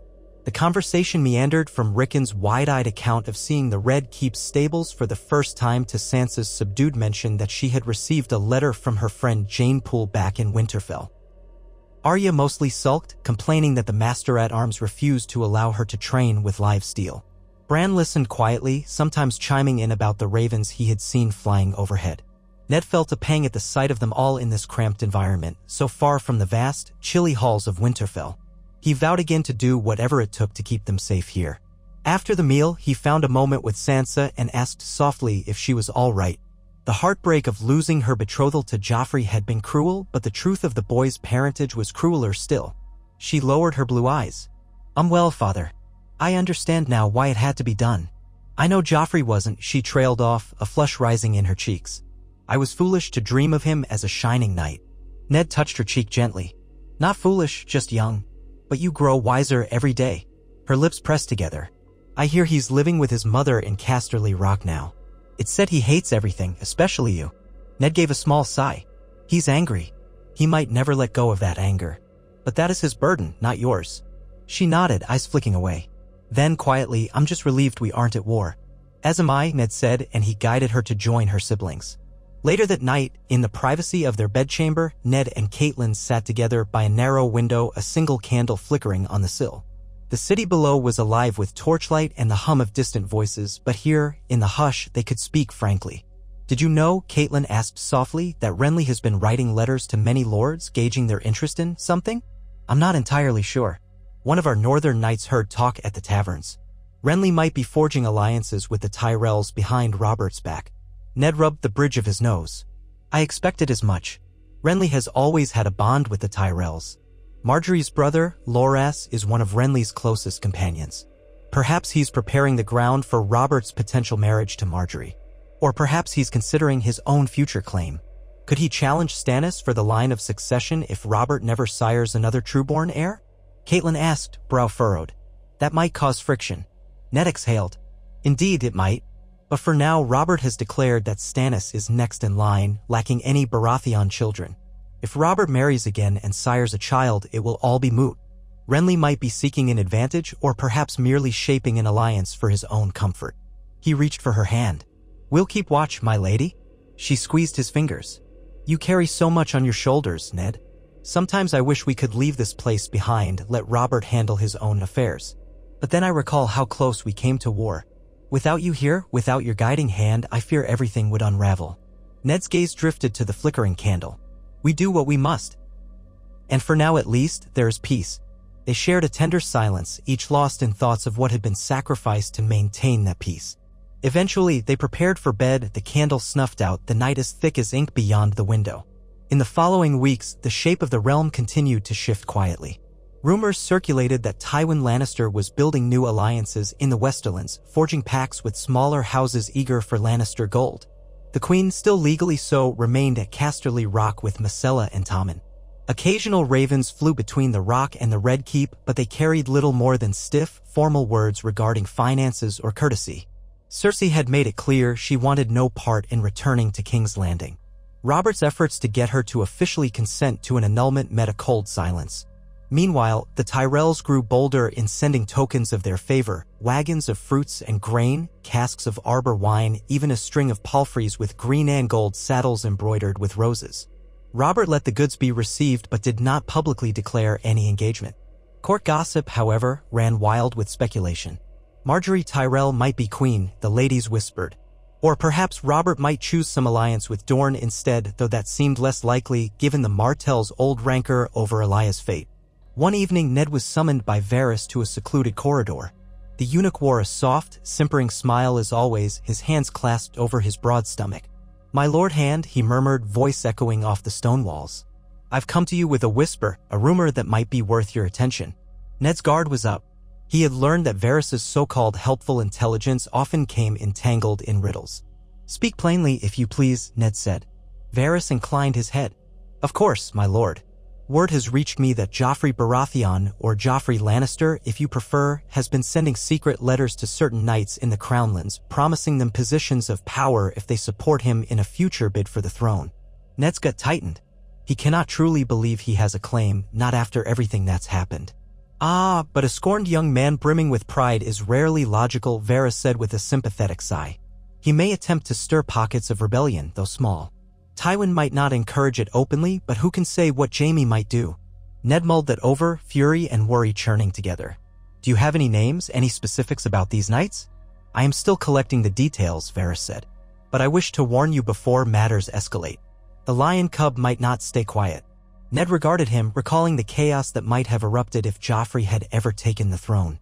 "Keep me informed," he said at last. "If I have proof he's trying to incite rebellion, I'll act." "Discretion will serve us well," Varys replied. "We don't want to hand Tywin Lannister a martyr." When the eunuch melted away, Ned lingered, fists clenched. He wanted to believe that Joffrey's bitterness would never find enough support to become a true threat. Yet Robert's near-death had taught him how quickly the realm could ignite. He would have to watch carefully. In the meantime, everyday governance demanded Ned's attention. He worked with Baelish to reduce the crown's debt, forging new trade compacts and carefully auditing the expenditures that seemed to multiply under Robert's impulsive spending. He consulted with Pycelle on shipments of grain to Storm's End, ensuring that if any famine or shortage arose, the Stormlands would remain stable. He also arranged for loyal men from the north, House Mormont, House Glover, and others to help garrison areas that might become hotspots of trouble. Quietly, he was building a web of support that could move swiftly if Tywin or Joffrey or anyone else threatened the tenuous peace. Robert, for his part, seemed more at ease than he had in years. He still missed the wild hunts, still cursed his wound when it ached. But he had regained a measure of physical vigor, enough that he would sometimes spar lightly with a blunt sword or ride out to the Kingswood for short hunts, always with a large guard. No more drunken forays with only a wineskin and a terrified squire. He was more prudent now, albeit grudgingly so. On one such outing, he returned to the Red Keep in a decent mood, a doe strapped to the back of a horse, and announced that all would feast that night. The heady smell of roasting venison permeated the castle kitchens, and the great hall bustled with courtiers, knights, and lesser lords eager for a taste of royal generosity. Music played, and for a moment it felt like the old days of Robert's reign, when feasting and merriment were common. Ned watched from near the dais, sipping watered wine and noting how certain lords jockeyed for Robert's attention, how others sidled up to Littlefinger or Varys in search of news. Even Tyrion Lannister was present in the hall, though he made little show of it, lingering at the fringes with a half-smirk. Catelyn sat beside Ned. He leaned toward her. "Observe," he murmured quietly, "how the atmosphere changes when Robert is in good spirits. Everyone is eager to share in the glow. But if he were sour, half the hall would wither." She nodded, lips curving in a small smile. "Power draws moths to the flame, my lord." They turned their attention to Robert, who stood, raising a brimming cup of ale for a toast. The hall quieted. In the flickering torchlight, the king's broad face looked almost regal, a shadow of the warrior he had once been. He cleared his throat, searching for words. Ned guessed he had not prepared anything in particular. "To the realm," Robert said at last. May we enjoy many more days of peace and plenty. To old friends, to second chances. And may the seven damn anyone who tries to tear us apart. A roar of approval filled the hall, cups clinking, voices cheering. Ned smiled thinly, wishing it could be so easy to keep the realm intact. But for that night, at least, the great hall glowed with shared warmth and the burdens of tomorrow were briefly set aside. Not long after, word arrived that Balon Greyjoy had indeed been stirring. Ravens from the north reported that a few Iron-born longships had raided fishing villages on the stony shore. Lord Manderley wrote of smugglers passing near White Harbor. None of it was an open declaration of rebellion, more like tests, probes of the crown's attention. Ned wasted no time dispatching messages to Robert, Stannis, and the lords of the north, insisting on vigilance. If Balon was fool enough to provoke them, the crown must respond. Robert penned a blunt warning to Pike, reminding Balon of the catastrophic end of his last rebellion. Whether it would be heeded remained to be seen. In the midst of these tensions, Sansa celebrated her 14th named day. Though it was a modest affair by court standards, Ned saw how she lit up at the small gifts, a silver comb from her mother, a new gown of pale blue from Ned, some delicate southern pastries from the kitchens. Arya grumbled about how silly it was to fuss over ribbons and embroidered cloth, but Sansa refused to let her sister's attitude dampen her spirits. She even mustered a polite smile for the few courtiers who came to offer good wishes, though none were suitors as they might have been if the fiasco with Joffrey had never happened. Ned realized his daughter was growing older, stepping delicately out of childhood and into the intricacies of a woman's life at court. Though he regretted the abrupt end to her illusions of a golden prince, he was also quietly thankful that she was not bound to the Lannisters. A few days later, Ned found himself summoned once more by Varys, this time to a dim corridor near the dungeons. The Master of Whisperers seemed nervous, glancing over his shoulder to ensure no one listened. "My Lord Hand," he breathed, voice echoing. "I have further news regarding Joffrey's letters." Ned stiffened. "What have you learned?" Varys presented a scrap of parchment with a flourish. The text, written in a cramped hand, spoke of raising a small force in the Crownlands. Joffrey's name was not explicitly stated, but references to the rightful heir and the Lion's son were unmistakable. The letter promised a shower of wealth on knights who pledged their swords. Ned's grip tightened on the parchment. "We need to put an end to this before it grows." Varys nodded, all polite sympathy. "Precisely. Though you might consider caution. Confronting him openly could spark a larger outcry. If Joffrey disappears or is imprisoned, Tywin might take it as a personal offense." Ned remembered his last dealings with Tywin Lannister, the silent, simmering anger. "If I allow this to go unchecked, we risk a rebellion." "Indeed," Varys said. "A delicate balance, my lord. A knife's edge." Ned exhaled, scanning the letter once more before handing it back to Varys. "We must speak with Robert first. Then we'll decide a course of action." "Of course," Varys murmured. "I remain your loyal servant." Ned strode away, mind racing with the question of how Robert would react. Would the king unleash his fury on the boy, ordering a quiet assassination? Or would he attempt some half-measure of intimidation? Ned hoped for the latter, for the realm could not afford the murder of a highborn youth, especially one who had once been hailed as the crown prince. Despite Joffrey's parentage, the memory lingered in the minds of many. To kill him might risk turning him into a martyr for Lannister partisans. Robert, when informed, responded with a thunderous oath that echoed off the walls of his private chamber. He swore that if Joffrey came within his reach, he would personally see the whelp flogged. Ned had to calm him, reminding him that an open show of violence might be exactly what Tywin wanted, to spark a cause for war. In the end, Robert opted for a sternly worded threat. A raven was dispatched to Casterly Rock, addressed to Joffrey Lannister, stating that any attempt to raise arms against the crown would be met with swift justice, but that, for the sake of the realm's peace, Robert would refrain from more drastic measures for now. The letter closed with a command to cease all seditious writings or face royal proscription. Ned helped craft the language, balancing severity with just enough restraint. It felt like sliding along the edge of a blade. Days passed without immediate reply. Life in King's Landing continued. The small council tackled new concerns, an influx of Braavosi merchants, a minor outbreak of illness in Flea Bottom, rumors of fresh raids along the Dornish marches. Robert saw to a few audiences, bestowing knighthoods on 2 loyal men from the Crownlands. Ned oversaw more financial reforms with Baelish, always wary of the man's cunning. He found Tyrion Lannister once or twice in the corridors, the imp offering a sardonic quip about the state of affairs, but never revealing much of his family's designs. Jaime, as usual, hovered near Robert in Kingsguard whites, silent but watchful. At length, a raven arrived from Casterly Rock, but the sender was Tywin, not Joffrey. The letter was curt, disclaiming any knowledge of conspiracies while simultaneously chastising Robert for slandering a Lannister. Tywin wrote that if the king had any grievances, he should address them to Tywin directly and refrain from heaping blame on one who was still, law or no law, the queen's son. The subtext was plain enough. If Robert moved against Joffrey physically, Tywin would consider it an assault on House Lannister itself. Robert read the letter with a vein throbbing in his temple. Ned half expected him to rip it to shreds, but he laid it aside with a flat scowl. "The old lion roars," he muttered. "But he's not about to march on me. Not yet." Ned breathed a sigh of relief that this might end with words rather than swords. "We'll stay vigilant. Joffrey may try again." Robert nodded. "If he does, we'll handle it quietly." Amid all these delicate tensions, a more personal matter arose, the question of Sansa's future. Already, Ned was receiving polite inquiries from several minor houses about potential betrothals. Some from the north, a few from the Vale, and even a surprising letter from the Stormlands. The memory of how close she had come to being bound to Joffrey made Ned cautious.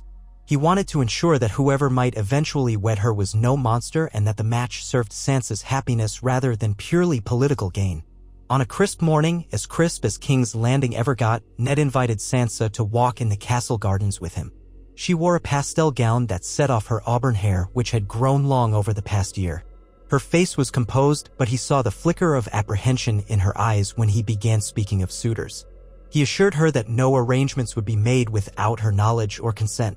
She lowered her gaze. "I suppose I must marry eventually, father. But I'm frightened. I still remember thinking Joffrey was something he wasn't." Ned placed a hand on her shoulder gently. "You were young then. You're wiser now. We'll not rush into anything." She offered a tentative smile. "Thank you. I only hope I can make a good match for our house." "You will," Ned said. "We'll consider every possibility carefully." Their footsteps rustled along the gravel paths. Blossoms nodded in a soft breeze, and Sansa reached out to touch a crimson petal, a thoughtful look on her face. Something about her reminded Ned of her mother, both delicate and strong in her own way. He silently vowed again to protect her, to never let another false betrothal cast her dreams into disarray. That evening, a courier arrived from Old Town with intriguing tidings. The Citadel had begun taking an interest in the rumored events in the far north. Some watchers on the wall claimed that the wildlings were banding together, led by a man called Mance Rayder. There were even whispered sightings of unnatural creatures, white shadows in the snow. Most discounted these as tall tales.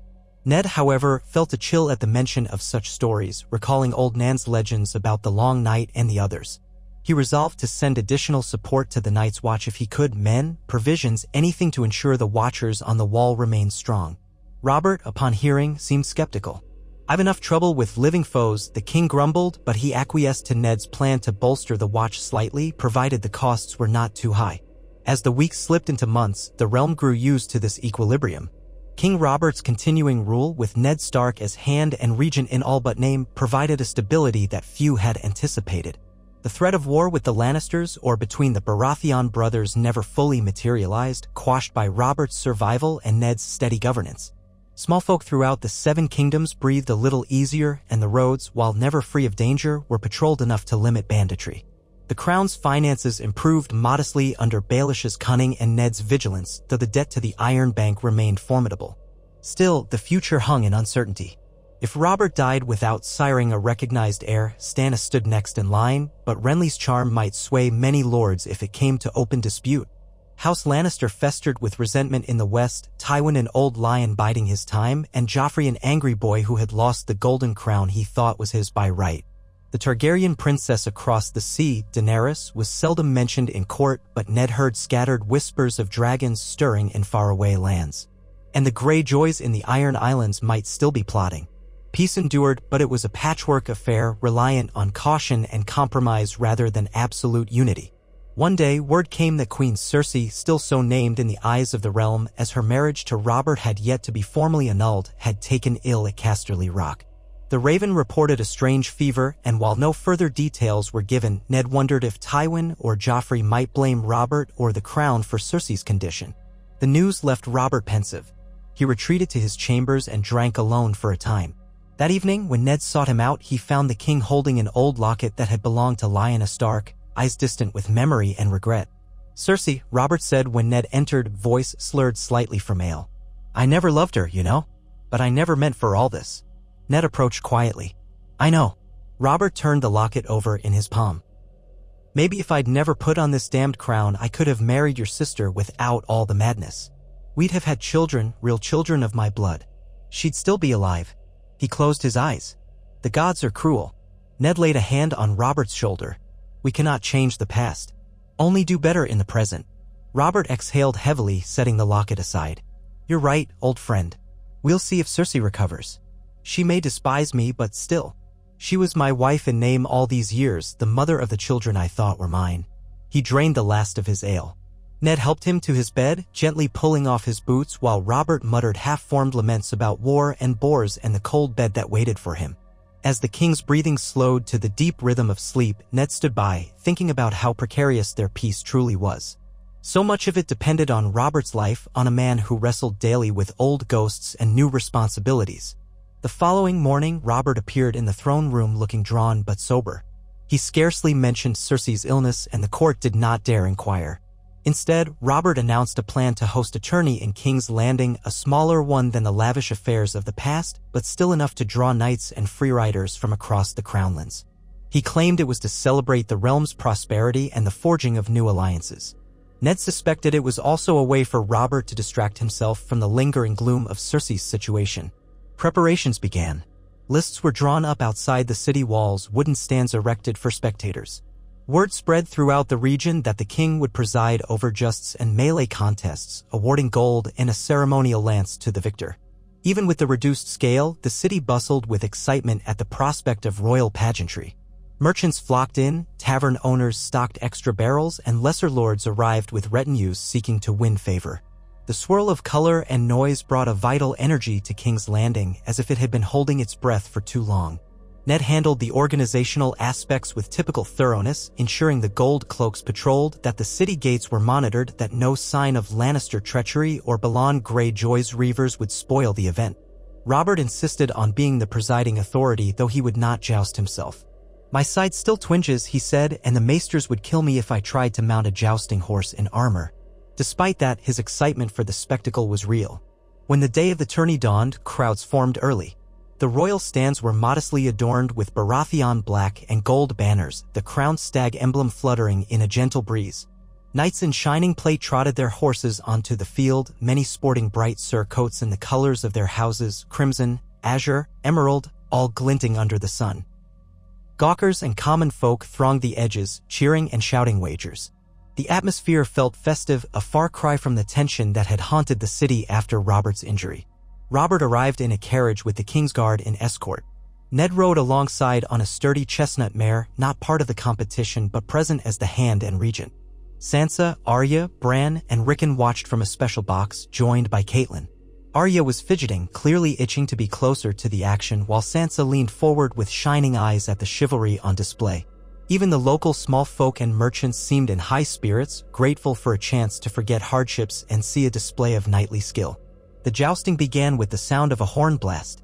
Knights in pairs lowered their lances and thundered down the lists, splinters flying as they crashed together. Ned observed the form of each, noticing how some were bold and reckless, while others showed disciplined technique. One younger knight from the Reach wore green leaves on his helm, Ser Talon flowers, a bastard cousin to House O'Hart, the announcers said. He unseated 3 opponents in quick succession. Cheers rang out. Between matches, Ned scanned the stands for any signs of suspicious figures. Tyrion Lannister was conspicuously absent. Jaime was present in Kingsguard white, though he seemed more bored than interested. Littlefinger circulated among the onlookers, doubtless placing wagers. Varys lurked near the back, speaking to lesser courtiers. Renly was there as well, draped in a green velvet cloak, cheering with gusto whenever a favored knight rode. Near him stood Loras Tyrell, affable, graceful, and rumored to be more than just a friend to Renly. The boy wore the famed rose of House Tyrell but did not participate in the joust this time. Instead, he watched keenly, exchanging murmurs with Renly. Robert called for a short break after a few tilts, wanting refreshment. Servants brought him chilled wine, which he sipped rather than gulped, clearly still mindful of his health. Ned joined him in the royal box where they discussed the skill of certain knights. Robert lamented that so few of the old warriors remained. Men like Barist and Selmy were legends from a bygone era, whereas many younger knights were untested. Baristan himself stood watchfully, occasionally eyeing the field with an expert's appreciation for technique. Then the horn sounded again. The next tilt featured an older knight in battered armor, Ser Harris Swift, a Westerland's retainer, against the promising Ser Talon Flowers. They galloped, lances striking in a crash of timber. Flowers's lance struck Swift's shield with a shuddering impact, unhorsing him to the dirt. Cheers erupted. Flowers circled the field, raising his visor to reveal a triumphant grin. Robert gave an approving nod. He's quite good, that one. Reminds me a bit of when I was younger. Ned studied the young knight. He's skillful, though not as refined as some. But he could become a contender in the final rounds. Further matches whittled down the field of competitors. The crowd's excitement rose as the best knights squared off, each tilt showcasing either a lightning-quick unhorsing or a dramatic pass with lances splintering and both riders barely holding their seats. Arya all but stood on her bench, fists clenched, while Sansa watched with shining admiration. At last, only 4 knights remained: Ser Talon Flowers, Ser Gone Wild from the Stormlands, Ser Balman Birch of King's Landing, and a mysterious black-armored knight who had given only the name Ser Ebony. Rumors flew about the stands that Ser Ebony was some hedge knight of notable skill. The black helm he wore concealed his face entirely. In the semi-finals, Flowers faced Ser Gone Wild, each pass met with thunderous applause. On the second pass, Flowers landed a perfect blow to Wild's shield, breaking the shield's straps, and Wild went tumbling to the ground with a clatter. Flowers reigned triumphant, reining in his horse. Across the field, Ser Ebony unhorsed Ser Balman Birch with brutal efficiency in a single tilt, his lance striking squarely and sending Birch sprawling. Whispers of awe and fear spread among the onlookers. Now the final tilt was set, the green surcoat of Ser Talon Flowers versus the black armor of the unknown Ser Ebony. Trumpets blared, tension crackled in the air, and the crowd roared as the 2 knights took their positions at opposite ends of the lists. Ned leaned forward. Robert did the same, knuckles whitening as he gripped the edge of his seat. The hush was nearly absolute before the signal sounded. Then hooves thundered and both knights charged. Splinters flew on impact, but neither was unhorsed. They wheeled about, took fresh lances, and charged again.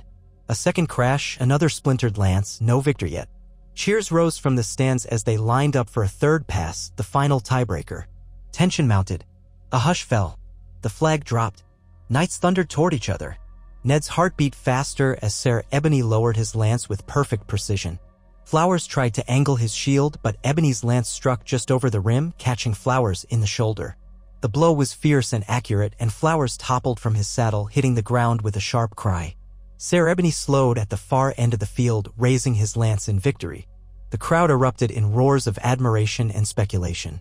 Who was he? A hedge knight, or perhaps a disguised lord?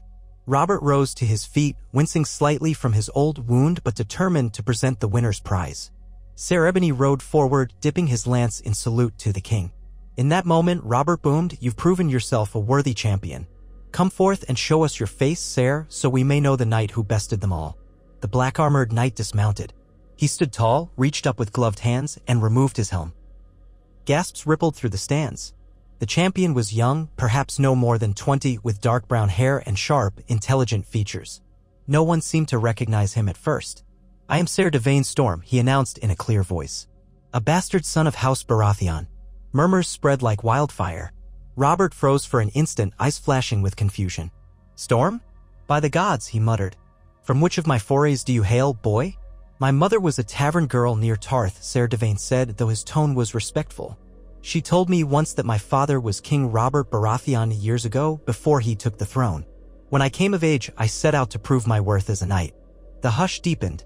Robert's expression flickered with stunned surprise, then something akin to pride, though it mingled with embarrassment. Ned watched the king carefully. The entire crowd seemed suspended in silence, uncertain how Robert would react to an unacknowledged bastard appearing in the capital as a victorious tourney knight. Robert's face slowly split into a grin. "Well, I can't deny it's possible," he said with a bark of laughter. "The 7 know I've fathered bastards in my time. And if you have the skill to best the field, who am I to say you are not my get?" He gestured for Devane to step forward. "You ride well, lad. Take this purse and the honorary lance." A squire stepped forward, presenting the embroidered lance that was the prize. Robert continued, voice booming so all could hear, you may wear the stag on your shield if you like, bastard or not, you've earned the right to carry Baratheon colors in your heart. Cheering erupted from the stands, a mix of shock and admiration. Ser Davain knelt. Thank you, your grace. I hope to serve you in whatever capacity you see fit. Ned saw the flicker in Robert's eyes, a swirl of pride, curiosity, and perhaps regret for the children who were never truly his. We'll speak more, Robert said, gesturing the young knight up. For now, enjoy your victory.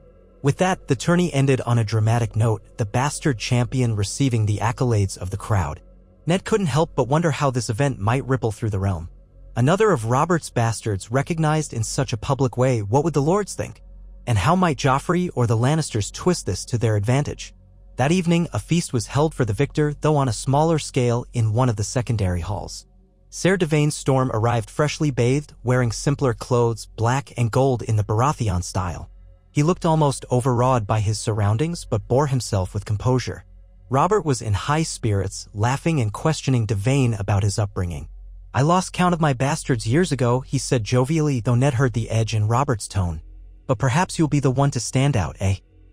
Davain replied with calm humility, explaining how he had grown up hearing rumors that the king might be his sire, then spent years training with sellswords and wandering knights, honing his craft. He decided that if he truly carried Baratheon blood, he would prove it by doing what Baratheons did best, fighting. Ned listened quietly, reminded of Gendry, another of Robert's known bastards in the city. He wondered if Gendry and Davain had ever crossed paths. After the feast, Ned found Davain alone near the stables, looking up at the stars.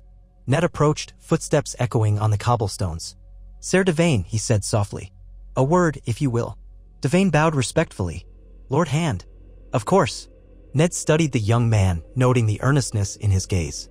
You're brave to announce yourself as the king's bastard in front of all the lords. Did you consider how that might stir envy or hostility? Davain gave a small, rueful smile. I did. But I believed if the king accepted me, I'd be safer than if I hid my name. I have no illusions about rising to power. I only wanted the king's acknowledgement and a chance to serve him. I promise I seek no titles beyond what he might grant. Ned nodded. I believe you. But be cautious. Court can be treacherous. Some might see you as a threat or seek to use you against the king. Davain's gaze was steady. I'll be mindful, my lord. My loyalty is to King Robert. Ned offered a faint smile. So it seems. He hesitated, then extended a hand.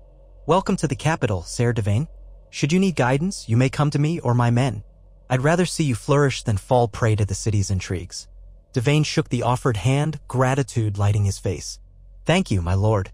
Ned left him there in the starlight, reflecting on how curious it was that Robert's lineage might continue in unexpected ways.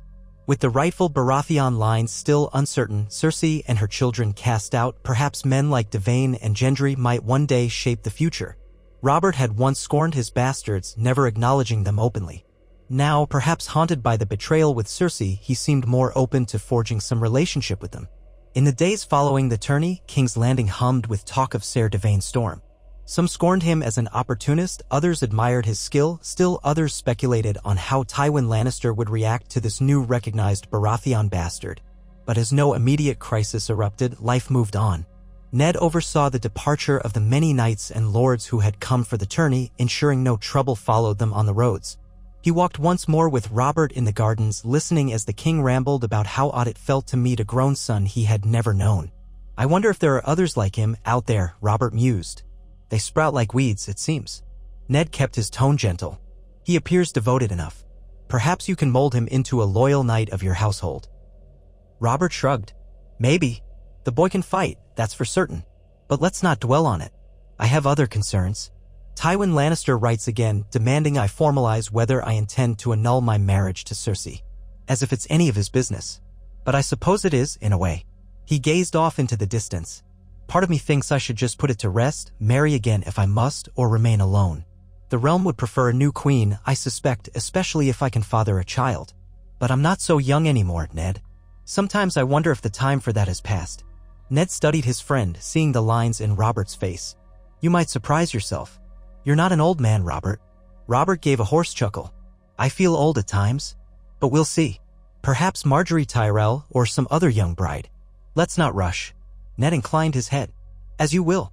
They walked on, the hush of the garden broken only by the distant chirping of birds. In that gentle calm, Ned allowed himself a fragile moment of hope. They had averted the War of Five Kings so far. The realm was not burning, and despite the undercurrents of tension, peace held. Robert was alive, grown more contemplative than ever before. Ned's family was with him, safe for the moment. Perhaps that was the best one could ask for in a land so often ruled by steel and ambition.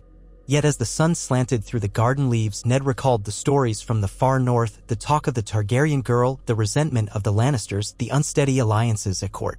The next storm might lie just beyond the horizon. He only prayed that when it arrived, they would be ready, that the bonds forged now would hold, and the memory of near disaster would be enough to keep men from the brink of war. He breathed in the summer-scented air, determined to savor every moment of this calm, however temporary it might prove, and to stand firm in the face of any gathering clouds. If Robert could stand, wounded but unbroken, then so too could the realm. So long as Eddard Stark drew breath, he would strive to protect his fragile peace and all the souls who depended on it, come what may.